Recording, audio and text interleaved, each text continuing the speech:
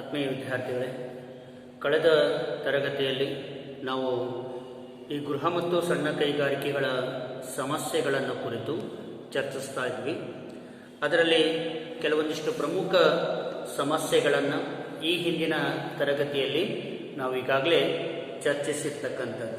So in the last class we have studied in the problems of small scale and cottage industries. Already some of those problems is discussed in last classes.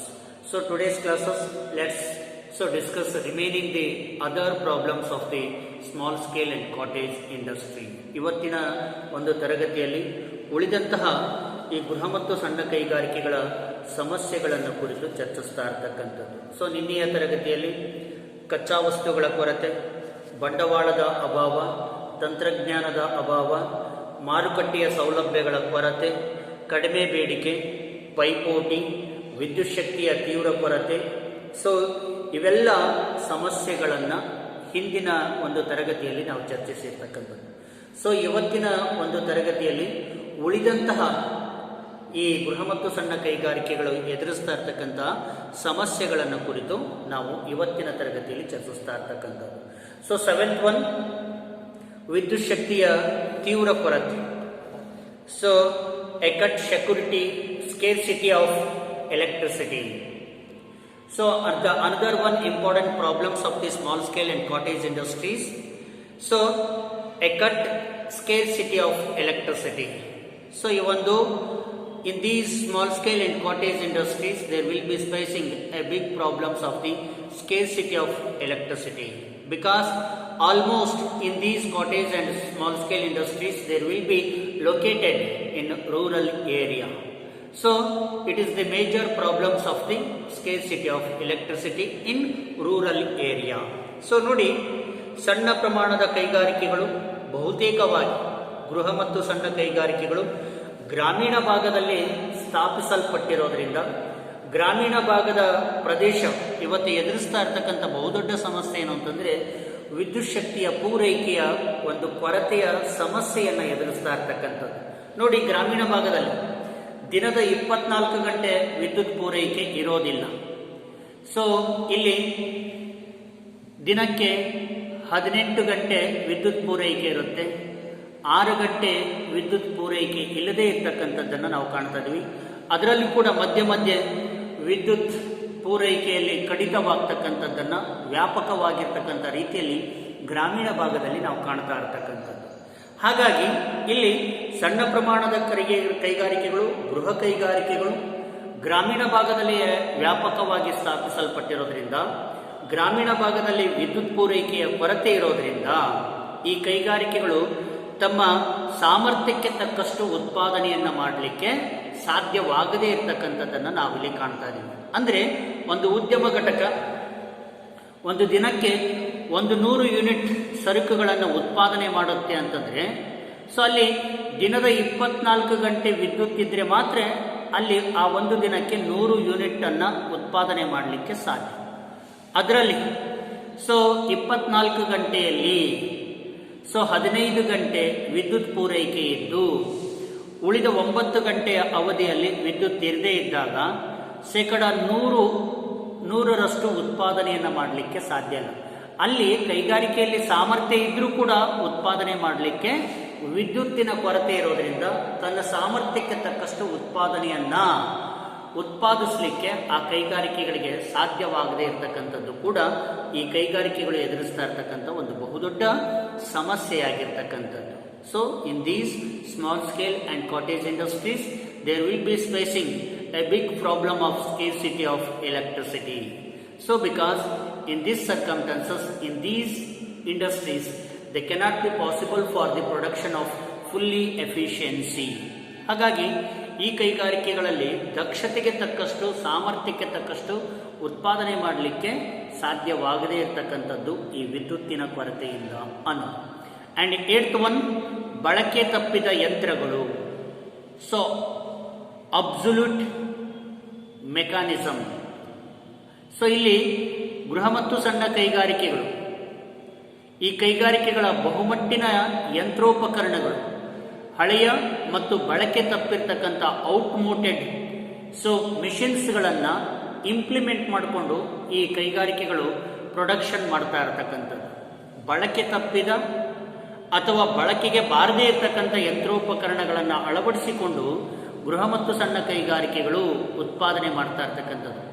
ಇದರ ಪರಿಣಾಮವಾಗಿ ಇವುಗಳ ಉತ್ಪನ್ನಗಳು ಕಳಪೆ ಗುಣಮಟ್ಟದ್ದಾಗಿದ್ದು ಅವುಗಳ ಬೇಡಿಕೆ ಮಾರುಕಟ್ಟೆಯಲ್ಲಿ ಕಡಿಮೆಯಾಗ್ತಕ್ಕಂಥದ್ದು. ಬಂಡವಾಳದ ಕೊರತೆಯು ಇಲ್ಲಿ ಯಂತ್ರಗಳ ದುರಸ್ತಿ ಮತ್ತು ನವೀಕರಣಕ್ಕೆ ಅಡ್ಡಿಯಾಗಿರ್ತಕ್ಕಂಥದ್ದು. Even till today is also in these small scale and cottage industries there will be used in a outmoded technology. So in these circumstances, in these industries of the product, it is a very low quality, and also in these low quality of product there cannot be demand for the market. So in that circumstances the industry will be losing.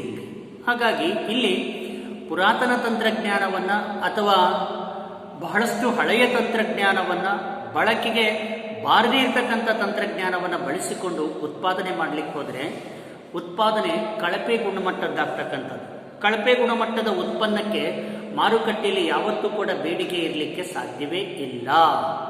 ಹಾಗಿದ್ಮೇಲೆ so ಆ ಕೈಗಾರಿಕೆಗಳು ಈ ಪುರಾತನ ತಂತ್ರಜ್ಞಾನವನ್ನು ಯಾಕೆ ಬಳಸ್ಕೊಳ್ತಾ ಇದ್ದಾವೆ ಇವತ್ತಿಗೂ ಕೂಡ ಅಂತಂದರೆ, ಅತ್ಯಾಧುನಿಕ ತಂತ್ರಜ್ಞಾನವನ್ನು ಅಳವಡಿಸಿಕೊಳ್ಳುವಷ್ಟು ಬಂಡವಾಳ ಈ ಕೈಗಾರಿಕೆಗಳಲ್ಲಿ ಇಲ್ಲದೇ ಇರತಕ್ಕಂಥದ್ದು ಮತ್ತು ಆ ಯಂತ್ರೋಪಕರಣಗಳನ್ನು ಆಧುನೀಕರಣಗೊಳಿಸುವಷ್ಟು ಕೂಡ ಬಂಡವಾಳದ ಕೊರತೆ ಈ ಕೈಗಾರಿಕೆಗಳಲ್ಲಿ ಇರ್ತಕ್ಕಂಥದ್ರಿಂದ ಇವತ್ತು ಪುರಾತನ ಯಂತ್ರೋಪಕರಣಗಳಲ್ಲಿಯೇ ಉತ್ಪಾದನೆಯನ್ನು ಮುಂದುವರಿಸಿಕೊಂಡು ಹೋಗ್ತಾ ಇರ್ತಕ್ಕಂಥದ್ದನ್ನು ನಾವು ಈ ಕೈಗಾರಿಕೆಗಳಲ್ಲಿ ಕಾಣ್ತಾ ಇದ್ದೀವಿ.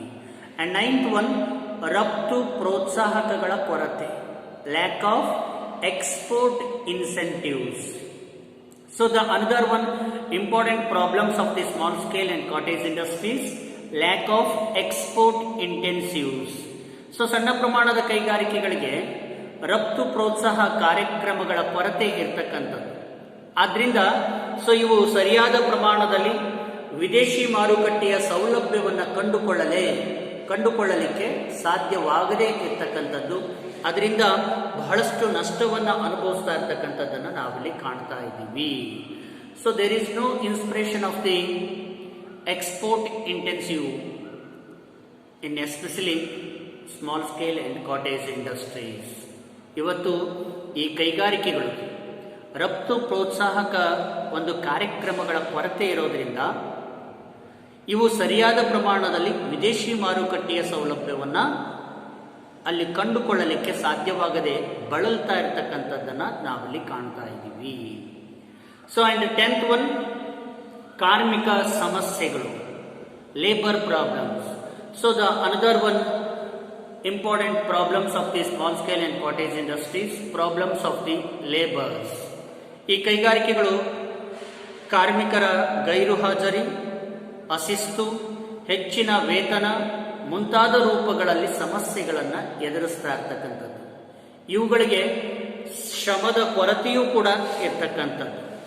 ಇನ್ these small scale and cottage industries there will be facing a big problems of the labour problem. So the absence of the labours in the industrial production, indiscipline of the laborers, and higher the demand for the wages of the in a particular laborers. So these are the problems they will be facing the small scale and cottage industries. ಇವತ್ತು ಈ ಗೃಹ ಮತ್ತು ಸಣ್ಣ ಕೈಗಾರಿಕೆಗಳು ಕಾರ್ಮಿಕರಿಂದ ಅನೇಕ ಸಮಸ್ಯೆಗಳನ್ನು ಎದುರಿಸ್ತಾ ಇರ್ತಕ್ಕಂಥದ್ದು. ಇಲ್ಲಿ ಉದ್ಯಮಿದಾರರು ಕಾರ್ಮಿಕರಿಗೆ ಕೊಡ್ತಕ್ಕಂತಹ ವೇತನ ಅಥವಾ ಕೂಲಿ ಬಹಳಷ್ಟು ಕಡಿಮೆ ಇರೋದ್ರಿಂದ ಕಾರ್ಮಿಕರು ಕೆಲಸಕ್ಕೆ ನಿರಂತರವಾಗಿ ಹಾಜರಾಗದೆ ಗೈರು ಹಾಜರಾಗ್ತಕ್ಕಂಥದ್ದು, ಶಿಸ್ತುಬದ್ಧವಾಗಿರ್ತಕ್ಕಂಥ ರೀತಿಯಲ್ಲಿ ಕಾರ್ಮಿಕರಿಂದ ಕಾರ್ಯಚಟುವಟಿಕೆ ನಡೆಯದೇ ಇರತಕ್ಕಂಥದ್ದು. ಇವತ್ತು ಬೃಹತ್ ಕೈಗಾರಿಕೆಗಳಲ್ಲಿ ಕಾರ್ಮಿಕರು ಬಹಳಷ್ಟು ಶಿಸ್ತಿನಿಂದ ಕೆಲಸ ಮಾಡ್ತಕ್ಕಂಥದ್ದು. 8 ಗಂಟೆಗೆ ಡ್ಯೂಟಿಗೆ ಹಾಜರಾಗಬೇಕು, ಕೆಲಸಕ್ಕೆ ಹಾಜರಾಗಬೇಕು ಅಂದರೆ 8 ಗಂಟೆಗೆ ಕಾರ್ಮಿಕರು ಅಲ್ಲಿ ಕೆಲಸಕ್ಕೆ ಹಾಜರಾಗ್ತಕ್ಕಂಥದ್ದು ಬೃಹತ್ ಕೈಗಾರಿಕೆಗಳಲ್ಲಿ ನಾವು ಕಾಣ್ತಾ ಇದ್ದೀವಿ. ಆದರೆ ಗೃಹ ಮತ್ತು ಸಣ್ಣ ಕೈಗಾರಿಕೆಗಳಲ್ಲಿ ಆ ಒಂದು ಶಿಸ್ತುಬದ್ಧ ಕಾರ್ಯಚಟುವಟಿಕೆಗಳು ಕಾರ್ಮಿಕರಲ್ಲಿ ಕಾಣಲಿಕ್ಕೆ ಸಾಧ್ಯವಿಲ್ಲ. ಯಾವಾಗೂ ಬರ್ತಾರೆ, ಯಾವಾಗೂ ಕೆಲಸ ಮಾಡ್ತಾರೆ, ಯಾವಾಗೋ ಹೋಗ್ತಾರೆ. ಈ ರೀತಿ ಅಶಿಸ್ತಿನಿಂದ ಕೆಲಸ ಮಾಡಿದರೆ ಉದ್ಯಮಿಗಳು ಅಭಿವೃದ್ಧಿಯನ್ನು ಸಾಧಿಸಲಿಕ್ಕೆ ಸಾಧ್ಯ ಇಲ್ಲ. ಅಷ್ಟೇ ಅಲ್ಲ, ಇಲ್ಲಿ ಕಾರ್ಮಿಕರು ತಮ್ಮ ವೇತನದ ಹೆಚ್ಚಳಕ್ಕಾಗಿ ಮಾಲೀಕರ ಮುಂದೆ ಬೇಡಿಕೆಯನ್ನು ಇಡ್ತಕ್ಕಂಥದ್ದು, ಇವೆಲ್ಲ ಸಮಸ್ಯೆಗಳು ಇವತ್ತು ಈ ಗೃಹ ಮತ್ತು ಸಣ್ಣ ಕೈಗಾರಿಕೆಗಳನ್ನು ಬಾಧಿಸ್ತಾ ಇರ್ತಕ್ಕಂಥದ್ದನ್ನು ನಾವಿಲ್ಲಿ ಕಾಣ್ತಾ ಇದ್ದೀವಿ. ಆ್ಯಂಡ್ 11th ಒನ್, ಅನಗತ್ಯ ನಿಯಂತ್ರಣಗಳು, ಅನ್ನೆಸೆಸರಿ ಕಂಟ್ರೋಲ್ಸ್. ಸರ್ಕಾರದ ಇಲಾಖೆಗಳೊಡನೆ ವ್ಯವಹರಿಸುವಾಗ ಈ ಕೈಗಾರಿಕೆಗಳು ಹಲವಾರು ಸಮಸ್ಯೆಗಳನ್ನು ಎದುರಿಸಬೇಕಾಗಿರ್ತಕ್ಕಂಥದ್ದು.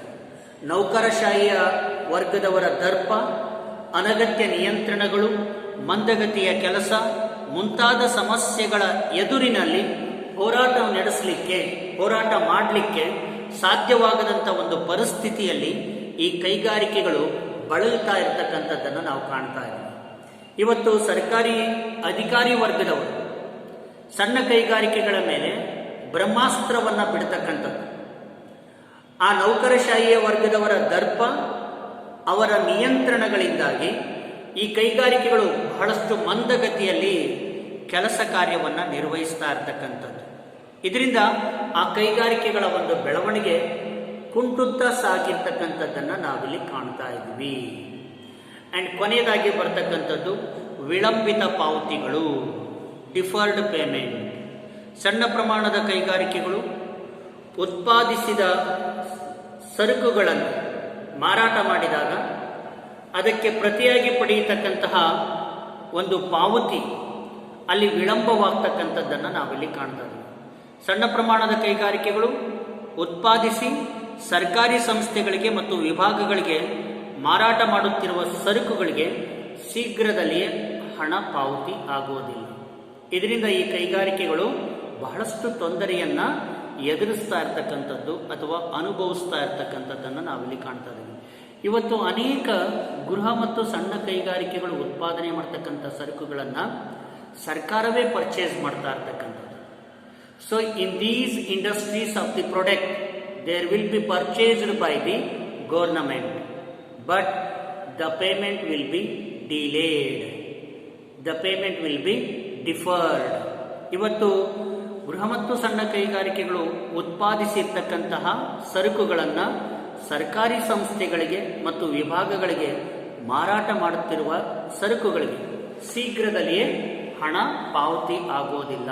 ಸೊ ಈ ಕೈಗಾರಿಕೆಗಳು ತಾವು ಉತ್ಪಾದನೆ ಮಾಡಿರ್ತಕ್ಕಂಥ ಸರಕುಗಳನ್ನು ಮಾರಾಟ ಮಾಡಿದ ತಕ್ಷಣವೇ ಅದಕ್ಕೆ ಪ್ರತಿಯಾಗಿ ಹಣ ಪಾವತಿ ಆಗದೇ ಇದ್ದಾಗ ಉದ್ಯಮ ಕ್ಷೇತ್ರದಲ್ಲಿ ಉತ್ಪಾದನೆಯನ್ನು ಮುಂದುವರಿಸಿಕೊಂಡು ಹೋಗೋದು ತುಂಬ ಕಷ್ಟವಾಗ್ತಕ್ಕಂಥದ್ದು.